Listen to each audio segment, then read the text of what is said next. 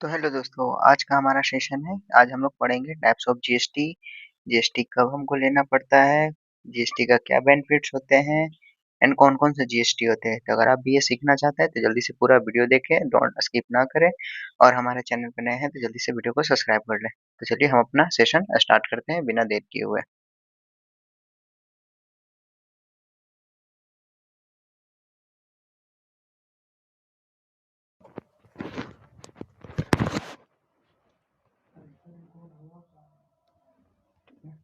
चलिए तो ठीक है, तो हम लोग अपना चलिए आगे बढ़ते हैं हम लोग, ठीक है। तो हमारा जो सबसे पहले फर्स्ट ऑफ ऑल हमारा जो क्वेश्चन आता है कि जीएसटी क्या होता है, ठीक है।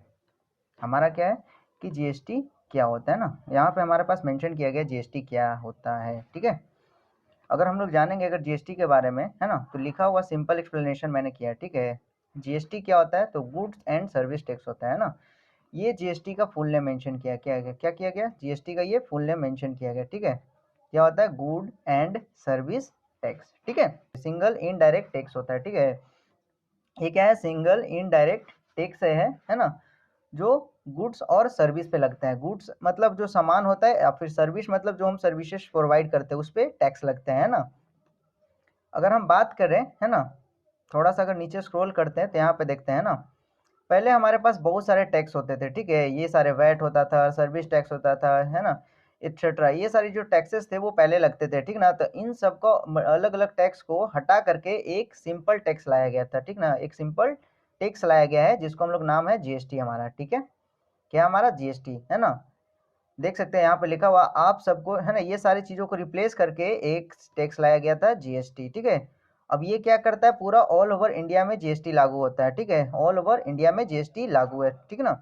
और क्या होता है, जीएसटी आने से ये बेनिफिट हुआ कि हर चीज पे, अगर मान लीजिए यहाँ पे किसी चीज पे 18% जीएसटी है तो वो दूसरे स्टेट में भी 18% ही जीएसटी लगेगा, ठीक है। अगर मैं बात करूँ जीएसटी का फुल फॉर्म, तो यहाँ पे लिखा हुआ गुड एंड सर्विस टैक्स। क्या होता है, गुड एंड सर्विस टैक्स। अब मैं बात करता हूँ स्टार्ट डेट, ठीक ना। तो जीएसटी कब से लागू हुआ हमारे इंडिया में, ठीक ना। तो जीएसटी जो लागू हुआ था 1 जुलाई 2017 को लागू हुआ था। कब लागू हुआ था हमारा जीएसटी, 1 जुलाई 2017 को हमारा जीएसटी लागू हुआ था। मतलब 1 जुलाई 2017 से हमारे देश में ये सारे टैक्स को हटा करके एक जीएसटी टैक्स लाया गया था, और यही जीएसटी अभी भी चल रहा हमारा, ठीक है। तो यहाँ हो गया, है ना।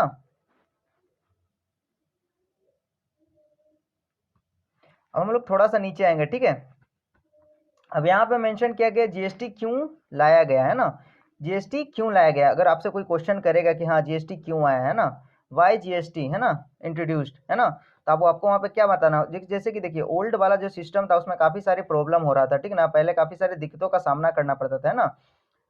देख यहाँ पे लिखा हुआ साफ साफ, मैंने सिंपल वे में लिखा, बहुत सारे अलग अलग टैक्सेस हो जाते थे, है ना। तो इससे क्या होता था, कंफ्यूजन हो जाता था, ठीक ना।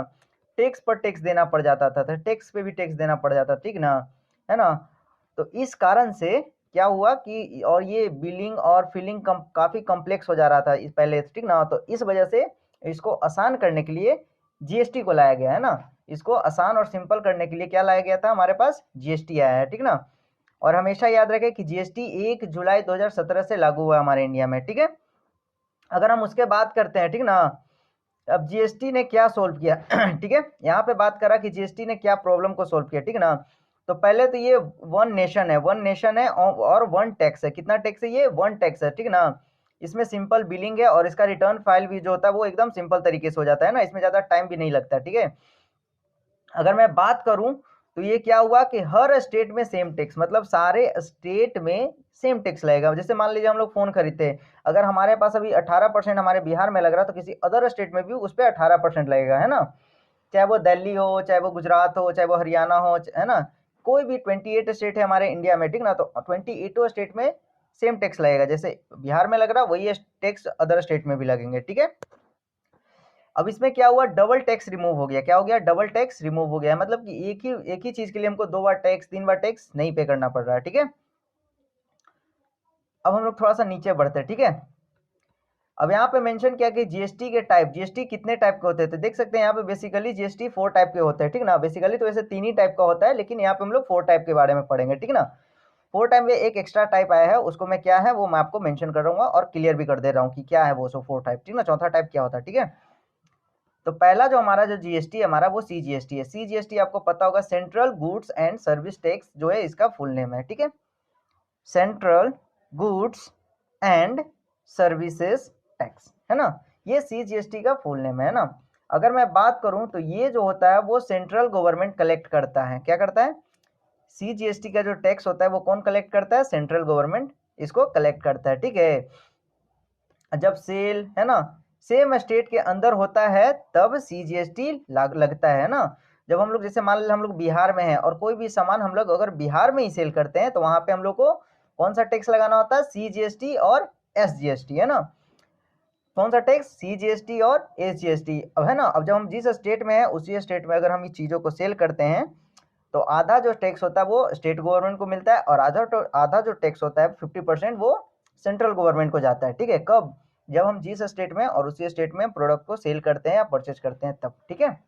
लेकिन जैसे हम लोग अदर स्टेट में सेल करते हैं तो वो सारा जो टैक्स होता है वो सेंट्रल गवर्नमेंट को चला जाता है, ठीक है। आगे हम लोग इसके बारे में डिस्कशन करते हैं, ठीक है।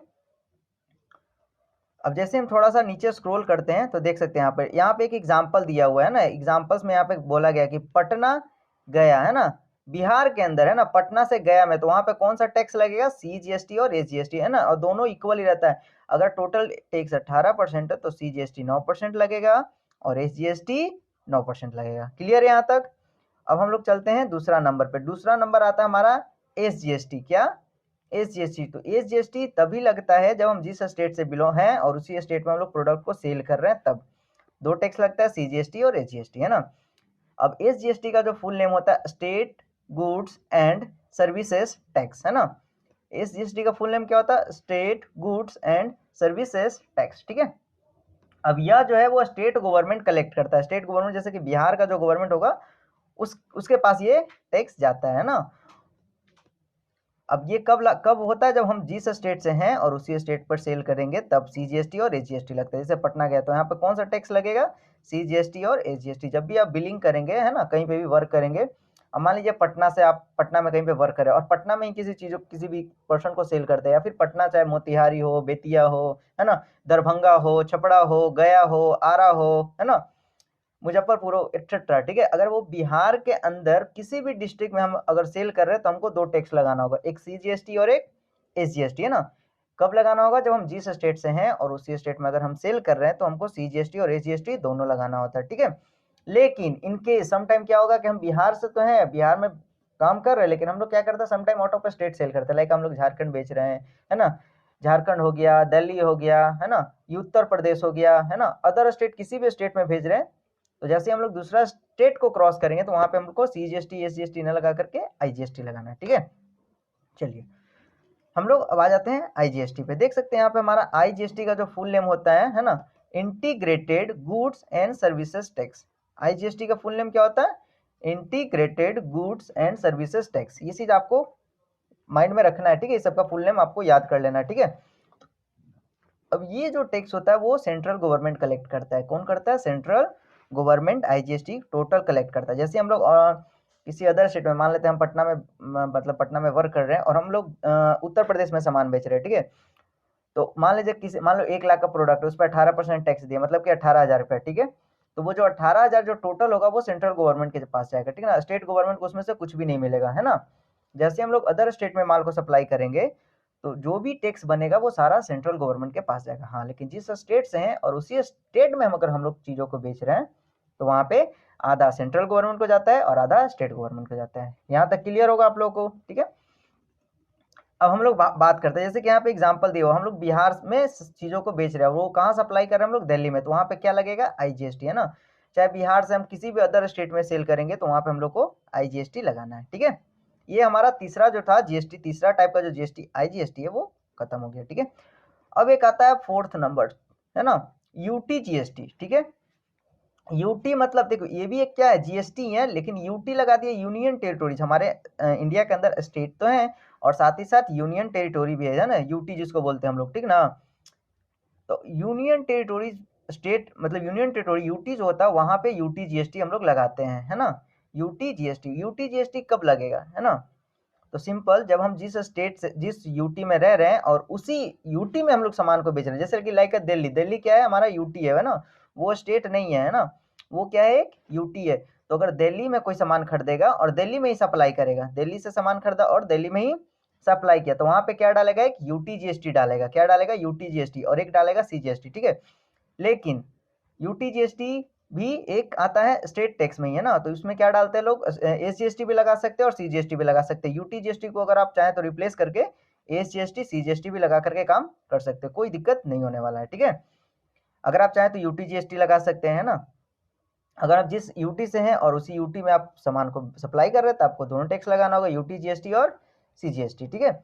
लेकिन जैसे हम लोग अदर स्टेट में आप सप्लाई करेंगे, लाइक मतलब कि मान लीजिए यूटी से किसी अदर यूटी पे या फिर किसी अदर स्टेट में, तो आपको आईजीएसटी डालना पड़ेगा, ठीक है। ये आपका 4 टाइप का जो जीएसटी था वो खत्म हो चुका है ना। अगर इसमें किसी को परेशानी होगा तो हम लोग को कमेंट कर सकते हैं आप लोग, मैं उसको नेक्स्ट वीडियो में क्लियर कर दूंगा, ठीक है। जैसे यहाँ पे देख सकते हैं यूटी जीएसटी मतलब यूनियन टेरिटोरी, ठीक है, में लगता है। जैसे कि एग्जांपल में दिया हुआ लक्षद्वीप, अंडमान है, चंडीगढ़ एक्सेट्रा, ओके। अब हम लोग बात करते हैं ना जीएसटी कब लगता है ना, लिखा हो ना जीएसटी कब लगता है ना, व्हेन जीएसटी इज एप्लीकेबल, है ना। जीएसटी कब एप्लीकेबल होता है ना, तो जब गुड्स या सर्विस सेल किए जाए, है ना।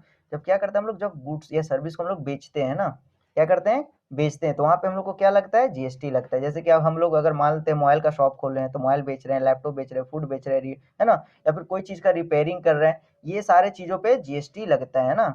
अब किसी भी टाइप का सर्विसेज दे रहे हैं, है ना, तो उस पर भी जीएसटी लगता है, ठीक है। देख सकते हैं ये सारी चीजों पे, जैसे मोबाइल खरीदते हैं तो उस पर भी जीएसटी रहता है, कोई भी फूड भी खरीदते हैं उस पर भी जीएसटी रहता है ना। तो ऑलमोस्ट सारे चीजों पर जीएसटी अप्लीकेबल होते हैं, ठीक है। अब बात करते हैं कि जीएसटी हम कब लें, है ना, वेन हमको जीएसटी की रिक्वायरमेंट कब होता है ना, तो जब आपका टर्नओवर लिमिट क्रॉस करेगा, है ना, जब टर्नओवर मतलब एनुअली, ठीक है, एनुअली मतलब कि साल भर में, ठीक है, साल भर में आपका अगर गुड्स का जो टर्नओवर होगा वो 40 लाख हो जाएगा, कितना, 40 लाख या 40 लाख से ऊपर, ठीक है, तब आपको जीएसटी लेना पड़ेगा, है ना, अकॉर्डिंग टू गवर्नमेंट रूल के अनुसार, है ना। आपको क्या करना होगा, आपको जब आपका टर्नओवर 40 लाख से ऊपर का हो रहा है तो आपको वहां पे जीएसटी नंबर लेना पड़ेगा, है ना।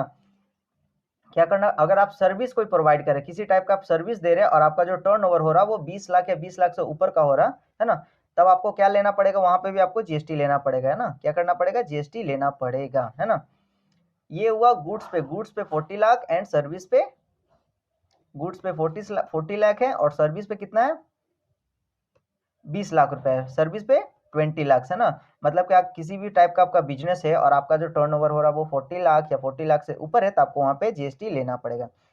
और अगर आपके पास सर्विस कोई किसी टाइप का आप सर्विस प्रोवाइड करा रहे हैं, है ना, अगर आपका टर्नओवर 20 लाख या 20 लाख से ऊपर है तो आपको वहां पे क्या करना होगा, जीएसटी को आपको लेना कंपलसरी है। अगर आप इनकेस नहीं लेते हैं तो सम टाइम आपका क्या हुआ कि मे भी इनकम टैक्स का आप पे घर पे रेट पड़ जाएगा, है ना, और आपको बताना, फिर वो आपसे पूछेगा कि आपके अकाउंट में इतना ट्रांजेक्शन हो रहा है ना, तो इतना ट्रांजेक्शन पैसा कहाँ से आ रहा है ना, कहाँ से आ रहा, तो आपको वहां पे जवाब देना पड़ेगा, है ना।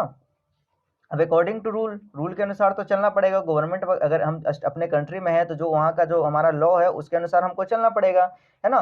तो इसलिए देखना कहीं पे भी देखते हैं छोटा छोटा शॉप बड़ा बड़ा शॉप, अगर उसका टर्नओवर 40 लाख या 40 लाख से ऊपर है तो देखना उसके बोर्ड पे जीएसटी नंबर लगा रहता है। ऑलमोस्ट हर इंसान के पास जीएसटी नंबर होता है जिसका बिजनेस होता है, छोटा हो या बड़ा हो, ठीक है। चलिए हम लोग अब आगे बढ़ते हैं, ठीक ना। अब इंटर स्टेट सेल हो, है ना, चाहे टर्नओवर कम हो, है ना, आईजीएसटी लगता ही है। जैसे कि अब देखिए टर्नओवर क्या होता है, कम हो, आईजीएसटी लगता है, ठीक है। जब हम लोग अदर स्टेट में माल सप्लाई करें तो भी हमको जीएसटी चाहिए ही चाहिए, ठीक है। अब यहाँ पे बात करते हैं ऑनलाइन बिजनेस। ऑनलाइन भी आजकल हम लोग क्या होता है, ई कॉमर्स का माध्यम आ गया है ना, ऑनलाइन ऑनलाइन भी देखते हैं कि आजकल हर चीज ऑनलाइन अवेलेबल, जैसे कि अमेजोन, फ्लिपकार्ट, ब्लैंकेट, है ना, मीशो एक्सेट्रा, बहुत सारे ऐसे ऐसे प्लेटफॉर्म है जहाँ पे आप लोग सामान को हम लोग क्या करते हैं, बेचते हैं। तो ये सब प्लेटफॉर्म पे आपको सामान बेचने के लिए आपको जीएसटी नंबर कंपलसरी है। बिना जीएसटी नंबर का आप अमेजोन पे कोई भी अपना प्रोडक्ट नहीं बेच सकते, फ्लिपकार्ट पे अपना कोई भी प्रोडक्ट नहीं बेच सकते, ठीक है ना। तो अगर आप भी चाहते हैं कि हाँ आप घर बैठे बैठे बिजनेस करना चाहते हैं तो उसके लिए आपको जीएसटी नंबर का रिक्वायरमेंट होगा ही। अमेजोन पे, फ्लिपकार्ट पे अगर आप अपना प्रोडक्ट बेचना चाहते हैं तो आपको उसके लिए जीएसटी नंबर लेना कंपलसरी है, साफ साफ यहाँ पे लिख दिया, देख सकते हैं ई कॉमर्स में जीएसटी कंपलसरी होता है, ठीक है। अब यहाँ पे बात करते हैं एक आरसीएम। आरसीएम मतलब होता है रिवर्स चार्ज, होता है एक रिवर्स चार्ज होता है ना, है ना। अब ये रिवर्स चार्ज कब अप्लीकेबल होता है ना, रिवर्स चार्ज कब लागू होता है, तो देख सकते हैं ये रिवर्स चार्ज जो अप्लीकेबल है, जैसे कि मान लेते हैं हम समटाइम क्या करते हैं, सामान तो खरीदते हैं, ठीक है, सामान खरीदते हैं और फिर उसके बाद क्या करते हैं हम लोग, वापस कर देते हैं, क्या कर देते हैं, रिटर्न। तो उस सिचुएशन में हम लोग को रिवर्स चार्ज लगता है, ठीक है। अब हम बात करते हैं जीएसटी का बेनिफिट। क्या करते हैं हम लोग, जीएसटी का बेनिफिट या फिर फायदा क्या होता है, ठीक है ना। तो ये क्या होता है, टैक्स इजिली कलेक्ट होता है। क्या होता है, टैक्स इजिली कलेक्ट होता है, करप्शन कम होता है ना। इससे क्या होता है, करप्शन कम होता है और रेवेन्यू ट्रैकिंग इजी हो जाता है कि हम लोग हमारा जो इनकम हो रहा है, रेवेन्यू हो रहा है, किस तरीके से हो रहा है, अच्छा से हो रहा है, नहीं हो रहा, सारा चीज इसमें आपको क्लियरली दिखेगा आपका, ठीक है। अब देखते हैं बिजनेस के लिए, अगर हम ऐसे करते हैं तो ये हमारा वन टैक्स होता है, इजी बिलिंग और रिटर्न हो जाता है हमारा, इसमें हमको कोई डबल टैक्स नहीं देना होता है ना। और इनपुट टैक्स क्रेडिट मिलता है। अब बात करते हैं इनपुट टैक्स क्रेडिट क्या क्या होता है ना। अगर आपको पता होगा तो अच्छी बात है, अगर नहीं पता होगा तो हम बता देता हूँ इनपुट क्रेडिट टैक्स क्या होता है, ठीक है। जैसे कि मान लीजिए हमारा बिजनेस खुद का है, ठीक है, और मैं फोन खरीद रहा हूँ, 10 फोन खरीद रहा हूँ, ठीक है, जिसका कॉस्ट हो गया 50,000, ठीक है, ठीक है। फोन का कॉस्ट हो गया 50,000, मैंने उस पर 18% का जीएसटी दिया है ना। कितना परसेंट का जीएसटी दिया, 18% का, ठीक है। तो मैंने परचेजिंग करते टाइम 18% का जीएसटी दिया, ठीक है। मान लीजिए, मान लें 9,000 रुपये मैंने जीएसटी पे कर दिया, ठीक है, 50,000 का, ठीक है। और मैं उसको सेल कर रहा हूँ, ठीक है, मान लो मैं 60,000 में उसको, मान लेते हैं 60,000 में मैं उसको सेल कर रहा हूँ, ठीक है। तो सेल करते टाइम भी तो हम लोग जीएसटी देते हैं ना, रिटर्न करते हैं ना। तो उस सिचुएशन में क्या होता है ना, कि हमारा जो ये जो हम जब परचेज करते हैं, तो जो हम लोग परचेज करने टाइम जो हम लोग को जीएसटी लगता है, तो उतना हमको इनपुट मिल जाता है हमारे जीएसटी पे, ठीक है। और जब हम सेल करते हैं, तो जो परचेज टाइम जो हमको जीएसटी देते हैं, है ना, और सेल करते टाइम जो जीएसटी होता है, वो दोनों में से माइनस हो जाता है। क्या हो जाता है, माइनस। और जो फाइनल जो जीएसटी होता है उतना हमको पे करना होता है, ठीक है।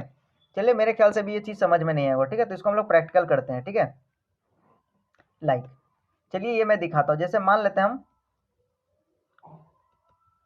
4,000, ठीक है। हम लोग क्या करते हैं अभी, एक सेकंड में इसको भी स्किप करके मैं एक्सेल में दिखाता हूँ आपको, ठीक है, ठीक है, इसमें इजी हो जाएगा हमारा, ठीक है।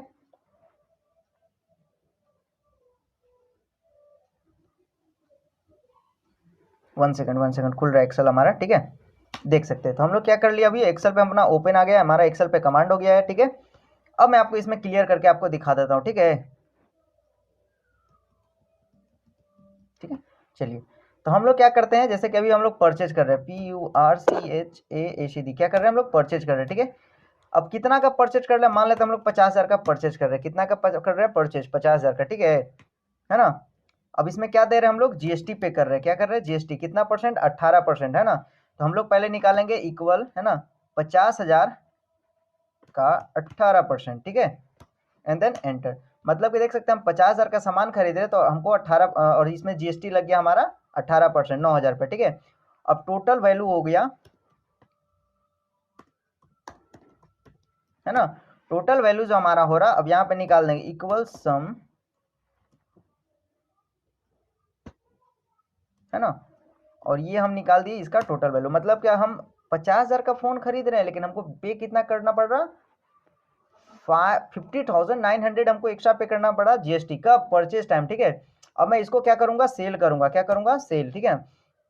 अब सेल मान लेते हैं हम 60,000 में कर रहे हैं, ठीक है। अब इसमें लगा रहे हैं हम लोग क्या, जीएसटी, ठीक है ना, क्या लगा रहे हैं, जीएसटी 9%, ठीक है।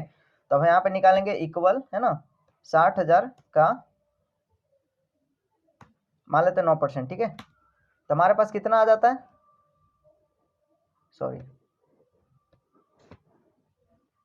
इक्वल 60,000 का 9%, कितना आ रहा हमारे पास, 5400 आ रहा, कितना आ रहा, 5400, है ना। अब यहाँ पे जो हमने निकाला था 18%, तो यहाँ पे भी हमको 18% निकालना पड़ेगा। तो मैंने यहाँ पे 9% निकाला था जीएसटी, है ना, का 18%, ठीक है। अब देख सकते हो, परचेज किए थे 50,000 का फोन, तो हमको 9,000 हमने टैक्स पे किया था, टैक्स पे किए थे ना, है ना। अब जब हम सेल कर रहे हैं तो थोड़ा सा बढ़ा करके बेचेंगे तभी तो हमको कुछ प्रॉफिट होगा, है ना। तो हम 60,000 में इसको सेल किया और उसमें जीएसटी कितना लग गया, है ना, कितना, तो 10,800 रुपया, है ना। अब आप सोचिए कि हम खरीदते टाइम 9,000 का टैक्स भरे, ठीक है, और सेल करते टाइम भी टैक्स भरेंगे, तो हमको प्रॉफिट कुछ होगा, नहीं होगा, है ना। तो इसलिए क्या होता है, हमको इनपुट मिलता है। ये जो हम परचेज कर रहे हैं, तो ये 9,000 जो है वो हमको क्या मिलेगा, आईटीसी, क्या मिलता है हमको, आईटीसी। ये 9,000 जो होगा हमारा वो आईटीसी रहेगा हमारे जीएसटी पे, ठीक है।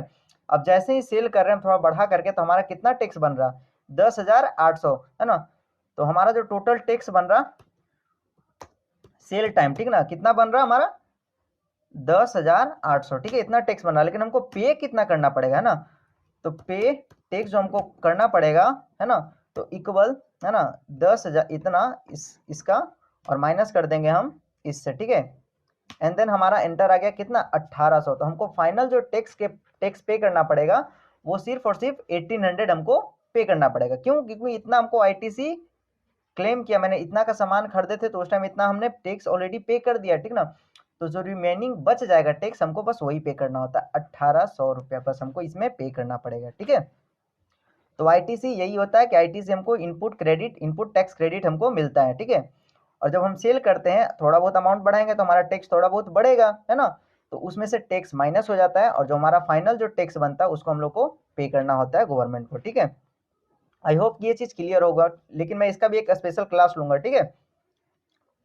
चलिए, तो हम लोग आ जाते हैं, यही होता है हमारा इनपुट टैक्स क्रेडिट, जो कि हम लोग को मिलता है परचेज करते टाइम, ठीक है। अब देखिए इसमें क्या होता है, हिडन टैक्स नहीं होता है ना, प्राइस कम रहता है, ठीक ना। जब हम जीएसटी लगाएंगे तो प्राइस भी कम रखेंगे, है ना। और इसमें साफ साफ रहता है, ट्रांसपेरेंसी भी रहता है, ठीक है। अब यहाँ पे हम अगर नीचे बढ़ते हैं तो एक्स्ट्रा, है ना, एक्स्ट्रा इंपॉर्टेंट पॉइंट्स हमारे पास क्या है, एक्स्ट्रा इंपॉर्टेंट पॉइंट मतलब यहाँ पे जीएसटी रेट स्लैब लगाया गया ना, कि किस टाइप का जीएसटी रेट स्लैब लगता है, सो ठीक है। तो बेसिक आइटम जो होता है उस पर 0% जीएसटी रहता है, ठीक ना, है ना। और जो एवरीडे गुड्स होता है, जो हम लोग डेली लाइफ में यूज करते हैं डेली के लिए, उसमें 5% का जीएसटी रहता है, ठीक है। अब स्टैंडर्ड जो गुड्स होता है उस पर 12% का जीएसटी होता है, और मैक्सिमम गुड्स जो होता है और सर्विसेज होता है उस पर 18% का टैक्स लगता है ना। और जो लग्जरियस आइटम होता है उस पर 28% का लगता है, ठीक है। अब ऐसा नहीं है कि सारा लग्जरियस आइटम पे 28% लगता है, लेकिन एक मोटा मोटी आपको यहाँ पे बस स्टडी के लिए बस मैंने यहाँ पे रेडी किया है, ठीक है, और कुछ नहीं है, ठीक है। वो लेकिन आप जब वर्क करेंगे तो आपको पता चल जाएगा किस पे 12% का जीएसटी है, किस पे 18% का जीएसटी, किस पे 28% का जीएसटी है ना। ये चीज आपको वहां पे जब वर्क करते हैं तो आपको वो क्लियर हो जाएगा, ठीक है। अब देख सकते हैं इनवॉइस में जीएसटी कैसे आता है, ठीक है। तो देख सकते हैं आप लोग यहाँ पे जो वैल्यू है हमारा पास कितना है, वो 1000 का वैल्यू है, ठीक है। अब इसमें जीएसटी लगाएंगे 9%, है ना, तो 90 रुपया लगेगा, और सी जीएसटी और ए जीएसटी दोनों लगा 90 रुपया। अब टोटल जो हमारा वैल्यू हो जाता है फाइनल हमारा बिल का, वो होता है 11,080 रुपया। तो इस टाइप से जीएसटी लगता है, ठीक है। और ऑलरेडी मैंने बिलिंग करते तक टाइम सिखा दिया, ठीक है। अब अगर हम नीचे आते हैं तो यहाँ पे मेंशन किया कि GSTR 1, GSTR 3B and GSTR 9, है ना। ये तीनों क्या होता है, ठीक है। अभी चलिए मैं आपको मोटा मोटी इसको बता देता हूँ कि GSTR 1 GSTR 3B क्या होता है, ठीक है ना। तो GSTR 1 वो होता है जिसमें हम सारा सेल के डिटेल को देते हैं गवर्नमेंट को। क्या करते हैं, GSTR 1 में हमारा सारा जितना जो सेल का डिटेल होता है पूरा मंथ का, है ना। GSTR 1 जो फाइल होता है वो मंथली और क्वार्टरली फाइल होता है, ठीक ना। तो आप जहाँ पे वर्क करेंगे तो आपको पता होगा कि आप वहाँ पे मंथली बेसिस पे या फिर क्वार्टरली बेसिस पे, है ना, दो टाइप से फाइल होता है, ठीक है। तो GSTR 1 में हम लोग क्या करते हैं कि जितना जो हमारा सेल हुआ पूरा महीना का या फिर, है ना, अगर मंथली है तो हमारे मंथ में जितना सेल हुआ, चाहे मान लीजिए 50 लाख का, 30 लाख का, 20 लाख का, है ना, या 2 लाख का, या फिर 50,000 का, जितना भी सेल होता है हमारा वो सारा हम GSTR 1 में अपलोड करते हैं। क्या करते हैं, अपलोड करते हैं। जितना जो GSTR 1 फाइल होता है, मतलब कि जितना जो हमारे पास सेल होता है ना, जो भी हमने सेल किया, चाहे वो 500 बिल हो, 1000 बिल हो, है ना, 1 लाख, 2 लाख, नो लिमिट, ठीक है। जितना जो आपको सेल होगा वो आपको GSTR 1 में फाइल करना होता है, ठीक है। अब GSTR 2 जो GSTR 3 भी जो होता है ये फाइनल होता है। क्या होता है, ये फाइनल स्टेप, ये पहला स्टेप होता है। ये क्या होता है, GSTR 1 जो होता है वो हमारा वो पहला स्टेप होता है, और ये जो होता है वो हमारा वो सेकंड स्टेप होता है। क्या होता है, हमारा सेकंड स्टेप, ठीक है। GSTR 1 से मतलब कि हम लोग फाइल करते हैं, है ना। अब उसके, है ना, फिर GSTR 3B भी फाइल होता है। उसके बाद क्या होता है, GSTR 3B भी फाइल होता है। इसमें क्या करते हैं हम लोग, समरी देखते हैं एंड देखते हैं कि हमारा टैक्स कितना बन रहा है पे करने के लिए, है ना। इसमें हम सेल का डिटेल डालेंगे, ठीक ना, एंड देन फाइनल हमको GSTR 3B में दिखेगा कि हमको कितना टैक्स पे करना है, क्या करना है, टैक्स पे करना है ना। और GSTR 9 जो होता है वो एनुअल रिटर्न होता है। ये क्या होता है, एक एनुअल रिटर्न होता है, ठीक है। अब हम बात करते इसको, अब अगर हम चाहते हैं कि GSTR 3B और GSTR 1, तो इसको मैं एक और क्लास रखूंगा इसके लिए, ठीक है, कि किस तरीके से इसको, है ना, करते हैं सो, ठीक है। लेकिन आप तो मोटा मोटी जान लीजिए कि GSTR 1 में जो टोटल जो सेल का जो डिटेल होता है वो हम डालते हैं, ठीक है ना। और GSTR 3B जो होता है ना, इसमें क्या रहता है, इसका समरी देखते हैं और देखते हैं कि फाइनल हमको कितना टैक्स पेमेंट करना है सो, ठीक है। अब जैसे ही देखिए जीएसटीआर वन जो फाइल करने का जो लास्ट डेट होता है वो मेरे ख्याल से 11 तारीख तक लास्ट डेट होता है। जीएसटीआर वन का मंथ एंड होगा, तो मतलब कि 1 से लेकर 11 तारीख के बीच में कभी भी जीएसटीआर वन फाइल कर सकते हैं, ठीक है ना। और 14 तारीख से क्या होता है, जीएसटीआर थ्री भी फाइल होता है, ठीक है। 14 तारीख से जीएसटीआर थ्री भी फाइल करना स्टार्ट हो जाता है, ठीक है। और इसका जो लास्ट डेट होता है वो मेरे ख्याल से वो 20 तारीख होता है, ठीक है। जीएसटीआर थ्री बी का 20 तारीख और जीएसटीआर वन का 11 तारीख तक, ठीक है, मंथ एंड होने के बाद, ठीक है। जैसे मान लीजिए अक्टूबर मंथ का आपको फाइल करना है, ठीक है, तो आप नवंबर मंथ की 11 तारीख तक आप जीएसटीआर वन को फाइल करना होगा, ठीक है। एंड देन थ्री बी 14 तारीख से स्टार्ट होगा, 14 से, ठीक है, और आप उसको कंप्लीट करेंगे, ठीक है। जैसे जीएसटीआर वन, जैसे कि आप मान लीजिए कहीं पे आप सामान खरीदते हैं, ठीक है ना, कहीं किसी भी के यहाँ से, ठीक है, जैसे ही सामान खरीदते हैं तो वो क्या करेगा, जैसे आप जीएसटी पार्टी है ना, मान लीजिए आपके पास जीएसटी नंबर है, ठीक है, तो जैसे ही वो जीएसटीआर वन फाइल करता है, ठीक है, जैसे ही वो जीएसटीआर वन फाइल करता है आफ्टर सम टाइम हमारे जो जीएसटी साइट है उस पर अपडेट होता है कि हाँ इस इंसान ने अपना जीएसटीआर वन फाइल किया, तो हमको वहाँ पे दिखाएगा, हमारे जीएसटी पे दिखाता है साइट पे, ठीक है, हाँ इस इंसान से मैंने इतना का परचेज किया, उसका इनवॉइस नंबर ये है और हमको इतना इनपुट मिला है, ठीक है। इन केस अगर नहीं मिलता है तो मतलब उन्होंने आपका जीएसटी फाइल नहीं किया, तो आप वहाँ पे अपना कंप्लेन कर सकते हैं, ठीक है। ठीक है, तो आज का सेशन हमारा यहीं तक रहता है, ठीक है। अगर इसमें किसी को भी परेशानी हो तो हमसे क्वेश्चन कर सकते हैं, है ना। बाकी ये पीडीएफ जो है मैं आपको टेलीग्राम पे मैं भेज दूंगा, ठीक है, ताकि आप लोग इसको एक बार देखो और चीज़ों को सीखो, ठीक है। अगर कहीं पे भी आपको दिक्कत लगे तो आप हमसे कांटेक्ट कर सकते हैं, ठीक है। बाकी हम लोग मिलते हैं अब अगले क्लास में, ठीक है। आई होप आपको ये सेशन पसंद आया होगा, ठीक है। तो चलिए हम लोग अब आज का सेशन एंड करते हैं और मिलेंगे हम लोग अगले क्लास में, ठीक है।